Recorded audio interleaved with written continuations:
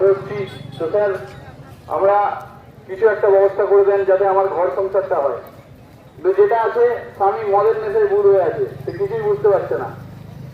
কিন্তু এতে তার বোঝা উচিত যে শুধু তার ক্ষতি তো হচ্ছেই, সাথে তার পরিবার সন্তান পুরো তার পরিবারটাই এই নেশায় ডুবে যাচ্ছে এবং এতে বিশেষভাবে ক্ষতিগ্রস্ত হচ্ছে।